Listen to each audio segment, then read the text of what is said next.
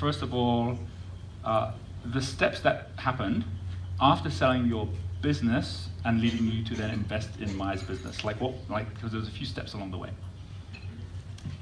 So, yeah, there's many steps. I'll try and keep it.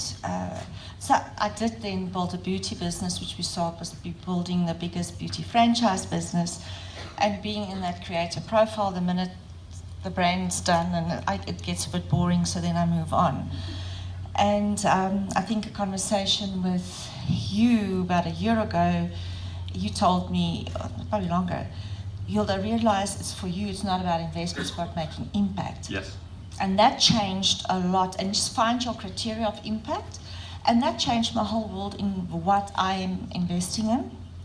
And I really it took a while to just exit the things that wasn't impactful enough and to make space for the Because you had loads of opportunities coming your way, so it's like, what do I do? It was like just going, and like you're all over the show, and I can just see every opportunity and how we're going to make it happen. So I think my first real impact business was Wealth Migrate, my friend Scott over there.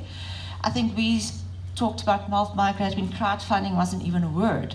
We would talk to people and they would say, what? You remember, Scott? Remember those days when, and that was the big impact business, and then that journey led to, so Wealth Migrate's big impact is making a difference to 1 billion people in the world through real estate.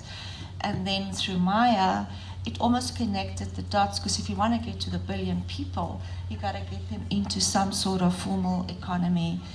And since I've been in abundance with you, we've been at Singularity. So I spent the last 3 years. So I just want to put everyone on. So these are programs in America. And this is one of the biggest things that you'll notice for anyone who's getting started. There's this kind of idea which is like you got to hold on to everything yourself, but it doesn't work that way.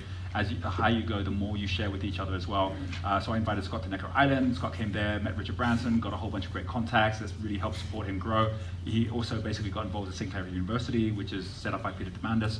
And then same thing, with yourself. You headed up Singularity, and we went to Abundance 360, which is another program that we had to fly all the way out to LA to be a part of, and that was earlier this year, and that's run by Peter Demandis as well. So as much as possible, if there's someone in our community and there's someone else that it makes sense to get connected up, then we'll do that too. And that's kind of like how the whole journey has grown as well. Yeah. So I spend my time finding out what is impact, who's making the impact. And I think that was your question, is how do you get to here? So right now, although I came from healthcare, I did realize you will never be healthy if you don't have finances, because everything leads back to that health. So over the last I was saying to Leon earlier on, I've got my 50-year map planned, and the future of business digitization and forming a platform. And that's why I love this business. I'm so passionate about it. I'm putting a lot of energy with Maya into creating my impact for the future. Awesome. So how did the two of you meet, first of all?